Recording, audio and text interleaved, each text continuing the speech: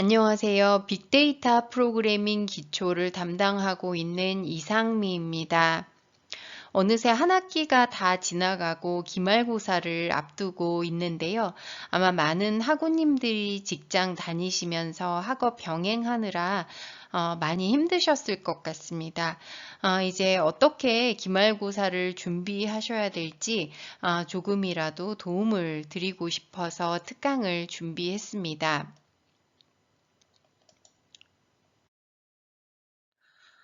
우선 시험 범위부터 좀 소개를 드리도록 하겠습니다. 시험 범위는 우리 그 중간고사 바로 전주였던 6주차부터 시험 범위로 넣었는데요. 왜냐하면 이 6주차에 우리가 학습했던 내용들이 굉장히 중요한 내용들이 많았던 것 같습니다. 그래서 6주차부터 시작해서 대신 맨 마지막 주차를 빼고 13주차 13주차까지의 내용들을 시험 범위로 제가 넣어봤습니다. 그래서 이 범위 안에 있는 내용들을 학습을 해주시면 되겠고요. 시험 문제 문항은 총 20문항이 되겠습니다.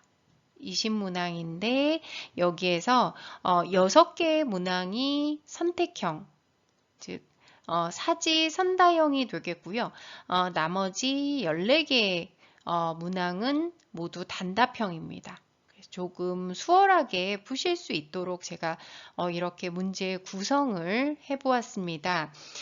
그러면 이제 각 주차에 뭐 배웠던 내용들을 상세하게 정리할 만한 시간은 안 될 것 같고요. 간단하게 어떤 내용들 우리가 학습했었는지 또 어떤 내용들이 중요한 내용이었는지 정리해 보도록 하겠습니다. 먼저 6주차는 숫자를 이용한 요약이 되겠는데요.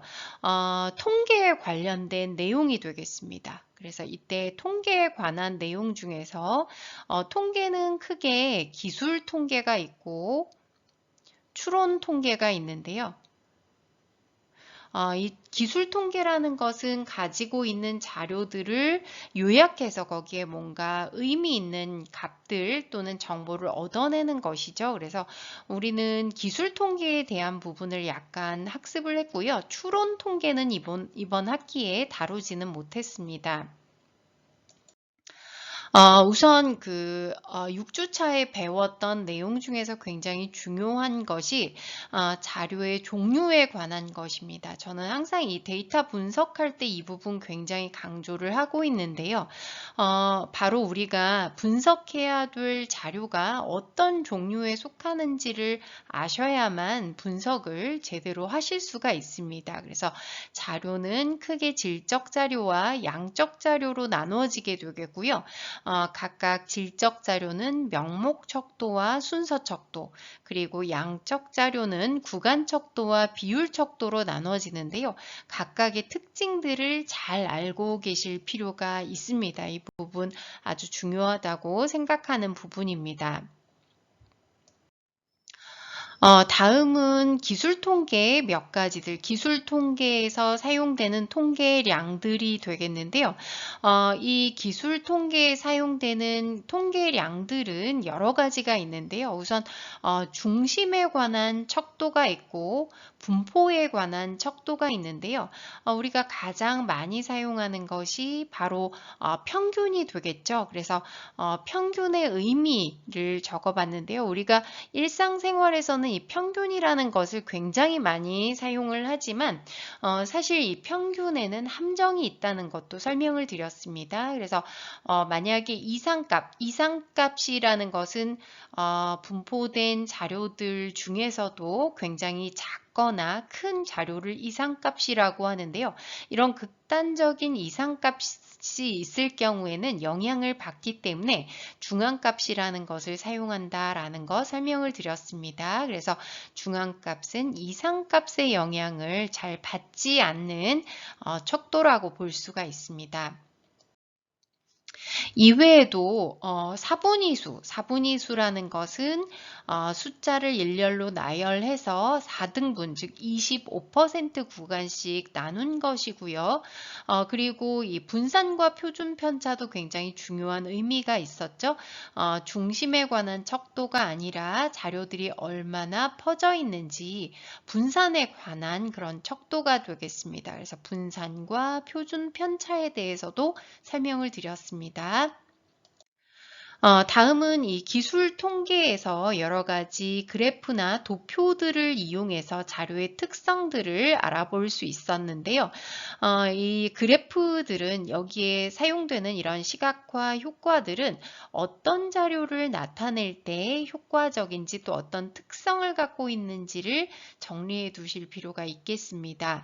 그래서 우선 줄기입 그림 기억나시죠? 줄기의 형태대로 값을 배치하고 여기에 각각의 뒷자리들을 이렇게 나열해서 마치 이렇게 잎이 있는 것처럼 보여지는 그림이 되겠습니다. 그래서 줄기잎 그림은 양적 자료를 나타내기에 적합하고요. 실제 원자료를 그대로 읽을 수 있는 특징이 있었습니다. 그 다음 상자 그림은 굉장히 중요하죠. 상자 그림은 여러 가지 요약 통계량을 표시하는데요. 최소값, 최대값, 1사분위수, 3사분위수 중앙값과 함께 그 다음에 이상값이 있을 경우에 이상값을 상자 그림을 통해서 알아볼 수 있다는 것도 설명을 드렸었습니다. 다음 히스토그램도 있었죠. 히스토그램도 역시 연속형 자료, 그러니까 양적 자료의 분포를 시각화할 때 사용하는 그래프입니다. 우리가 많이 사용하는 막대 그래프라는 것은 질적 변수, 그러니까 범주형이라고 얘기를 하는 것이죠. 범주형을 나타내기에 적당하고요. 히스토그램의 경우에는 양적 변수, 즉 연속형 자료들을 나타내기에 적합한 그런 방식이 되겠습니다.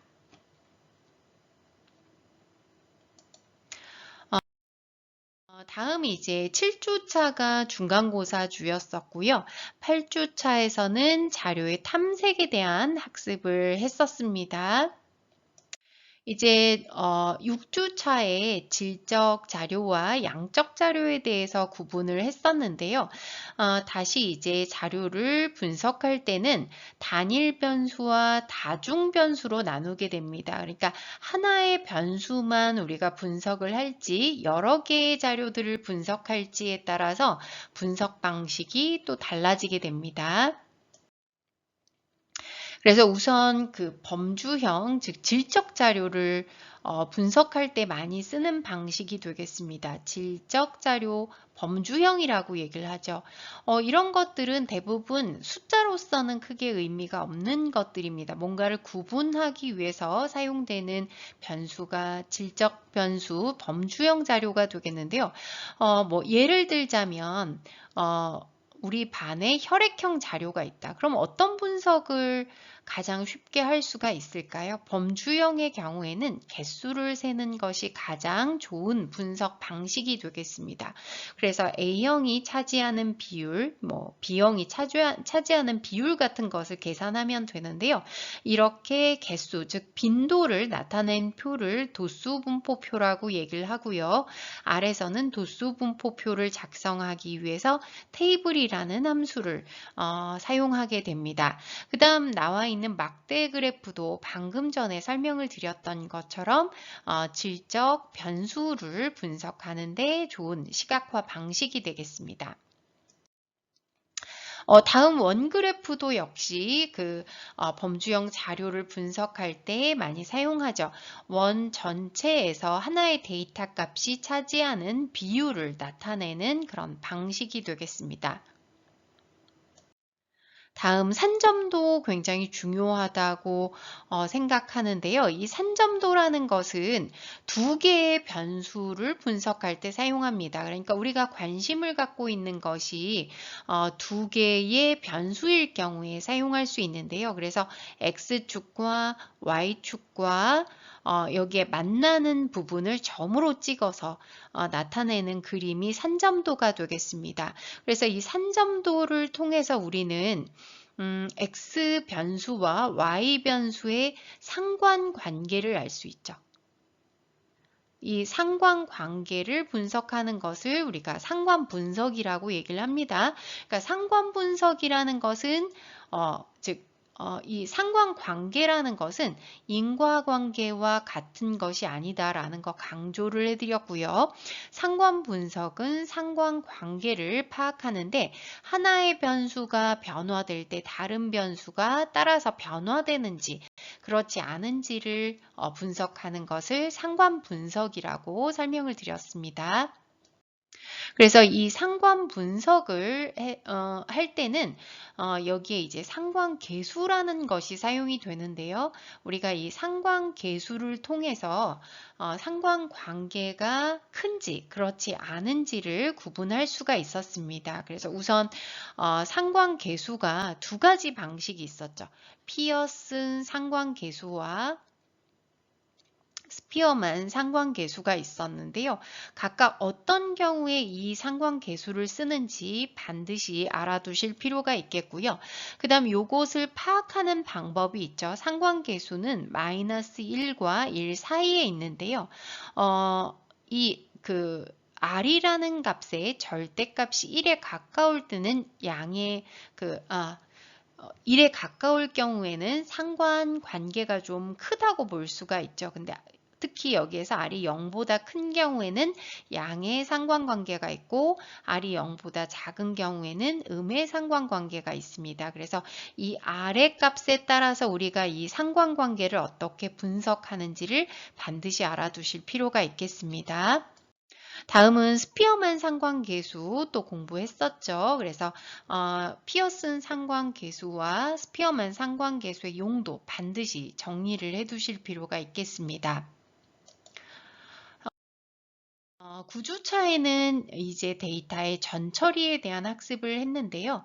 이 데이터 분석가들이 가장 많이 시간을 소요하는 부분이 바로 데이터 전처리라고 합니다. 그래서 실제 데이터를 분석할 때 사실 가장 중요한 과정이라고도 볼 수 있는 것이 데이터 전처리가 되겠습니다. 그래서 데이터 전처리에 대한 개념을 이해하시고 데이터 전처리 과정에서 가장 중요한 것이 결측값과 이상값을 처리하는 그런 방법이 되겠죠. 그래서 우선 결측값의 의미를 이해하셔야 되고 결측값을 처리하는 데 관련된 아래 함수들이 여러 가지가 있었습니다. 그래서 결측값 관련되는 함수들 반드시 암기를 하실 필요가 있겠습니다. 이 부분 잘 기억을 해주셔야 됩니다. 다음 특이값은 보통 이상값이라고 얘기를 하고요. 여러 가지 방법으로 이 이상값을 파악할 수가 있는데요. 저는 상자 그림을 통해서 이상값을 확인하는 방법을 설명을 드렸었습니다. 그리고 전처리에 관련된 함수들이 여러 가지가 있었죠. 그래서 각각의 함수들 사용 방법 우리가 또 실습을 통해서도 살펴봤었는데요. 이 함수들의 의미와 사용 방법들 기억을 하실 필요가 있겠습니다. 다음 10주차에는 데이터 시각화에 대한 내용을 학습을 했었는데요. 데이터를 분석하는 데 있어서 이 시각화라는 것이 굉장히 중요한 것 같습니다. 이 시각화를 함으로써 그 안에 숨겨져 있는 데이터의 의미들을 정말 쉽게 파악할 수가 있는 것 같은데요. 그 아래서는 굉장히 다양한 그래프들이 존재합니다. 그래서 여기에서도 각각 이 그래프들의 특성들, 뭐 질적 자료에 대한 그래프인지 양적 자료에 대한 그래프인지 어떤 특성을 갖고 있는지들을 또 기억하실 필요가 있겠습니다. 트리맵도 우리가 공부를 했었고요. 그 다음 버블 차트는 산점도랑 굉장히 비슷한데 한 가지 정보가 더 들어갑니다. 그 다음 모자이크 차트도 했었죠. 이것은 특히 범주형 자료를 분석할 때 사용할 수가 있습니다. 다음 아래서는 이 ggplot2라는 패키지를 이용해서 굉장히 분석이 쉽고 또 아름다운 그래프를 그릴 수가 있는데요. 그래서 이 ggplot을 사용하는 명령문들 또 좀 기억하실 필요가 있겠습니다. ggplot 함수에서는 이 geom xx라는 것을 이용해서 함수를 이용해서 그래프의 종류를 그릴 수가 있는데요. 어떤 그래프들을 그릴 수가 있는지 각각 요 의미하는 용어들이 있죠. 요것도 좀 기억을 하실 필요가 있겠습니다. 다음 텍스트를 분석할 때 워드 클라우드, 이 빈도를 분석해서 워드 클라우드를 작성하는 방법도 우리 실습을 해봤었습니다. 다음 11주차부터는 이제 회귀 분석에 관한 내용으로 들어갔는데요. 이 회귀 분석 부분 굉장히 중요한 것 같습니다. 특히 이 회귀 분석이라는 것은 우리가 분석하고자 하는 즉 종속 변수라고 얘기를 하죠. 종속 변수가 있고 독립 변수가 있는데 이 독립 변수의 개수에 따라서 그리고 종속 변수의 종류에 따라서 여러 가지 종류로 나누어지게 됩니다. 우선 단순 선형 회귀 분석이라는 것은 영향을 주는 변수인 독립 변수가 한 개인 경우가 되겠죠. 그래서 회귀 분석에서는 우선 회귀 분석의 가정이 있었습니다. 우리가 이 회귀 분석의 결과를 신뢰하기 위해서 만족해야 될 가정들이 있었고 의미도 기억을 하셔야 되겠고요. 그리고 여기에서 회귀선을 만들기 위한 즉 회귀 모델을 만들기 위해서 사용되는 방법이 최소 제곱법 또는 다른 말로 최소 자승법이라는 것을 사용한다는 것도 설명을 드렸습니다. 그리고 회귀식을 구하기 위해서 lm이라는 함수를 이용하고 결과 분석하기 위해서는 summary 함수를 사용한다고 설명을 드렸습니다. 요것은 이제 회귀 모델을 구하는 제가 7가지로 이렇게 요약을 하시면 훌륭하게 분석이 된다고 설명을 드렸죠. 그래서 이 회귀 분석이라는 것은 인공지능 공부하는데도 많이 활용이 되기 때문에 회귀 분석 부분은 정말 뭐 하나도 빠짐없이 잘 공부해 두실 필요가 있을 것 같습니다. 다음 이제 12주차에는 다중선형 회귀 분석을 공부했는데요. 독립 변수가 2개 이상일 때 다중선형 회귀 분석을 한다라는 거 설명을 드렸습니다. 다중선형 회귀 분석도 역시 해석을 하는 방법들 잘 알고 계셔야 되겠죠. 그러나 뭐 단순 선형 회귀 분석과 크게 다르지 않고요. 어쨌든 선형 회귀 분석의 경우에는 F 통계량의 P값을 이용해서 이 회귀 모델이 통계적으로 유의한지를 확인할 수가 있었습니다. 그리고 다중선형 회귀 분석에서는 우리가 이 독립 변수가 많으면 많을수록 이 사실은 이렇게 좋은 결과를 만들지는 못한다고 했습니다. 서로 이 독립 변수들이 영향을 미치는 다중 공선성이라는 것이 발생할 수 있다고 했는데요. 그래서 가능하면 적은 변수로 좋은 결과를 내는 모델을 만드는 게 중요하다고 설명을 드렸습니다. 그래서 이 변수를 선택하기 위해서 전진 선택법, 후진 제거법, 단계별 방법이라는 것이 있었는데요. 각각의 특징들도 또 기억을 해 두실 필요가 있겠습니다. 다음 로지스틱 회귀 분석이라는 것은 종속 변수가 연속형 변수가 아니라 범주형으로 되어 있을 때, 즉 어떤 숫자의 값으로 예측하는 것이 아니라 분류를 하기 위한 방식이 로지스틱 회귀 분석이고, 로지스틱 회귀 분석을 하기 위해서는 LM 함수가 아니라 GLM이라는 함수를 사용한다라는 것도 소개를 해드렸습니다. 이제 시험 범위의 마지막 부분이 13주차가 되겠고요. 군집화와 분류에 관한 내용입니다. 그래서 머신러닝에 대한 내용들은 시간 관계상 많이 넣지는 못했는데요. 대표적으로 많이 사용되는 군집 분석을 우리가 13주차에 학습을 했습니다. 우선 머신러닝을 공부하시기 위해서는 지도학습과 비지도학습, 강화학습은 어떤 것인지 이 의미를 정확하게 알고 계실 필요가 있을 것 같습니다. 그 다음에 이 군집 분석에는 계층 군집 분석이 있고 비계층 군집 분석이 있는데요. 이 대표적인 비계층 군집 분석의 하나인 K평균 군집 분석에 대한 내용들을 설명을 드렸었습니다. 그리고 또 K 최근접 이웃 분류라고 KNN 방식에 대한 것도 설명을 드렸었죠. 분류하는 방식들 설명을 드렸었고요. 그 다음 K-폴드 교차 검증에 관한 것도 소개를 해드렸었습니다. 이런 내용들에 대한 부분은 좀 어렵기 때문에 뭐 아주 상세하게 공부를 하실 필요까지는 없을 것 같고요. 각각의 특징들 좀 알아두시고 특히 마지막 요 13주차에서는 K평균 군집 분석은 좀 특징까지도 좀 상세하게 알아두실 필요가 있을 것 같습니다. 그래서 여기까지 이제 6주차에 학습한 내용부터 13주차에 학습한 내용까지 어떤 주제들이 있었고 또 어떤 부분이 좀 강조되어야 할 부분인지 제가 정리를 해드렸습니다. 시험 준비하시는데 도움이 좀 많이 되셨으면 좋겠습니다.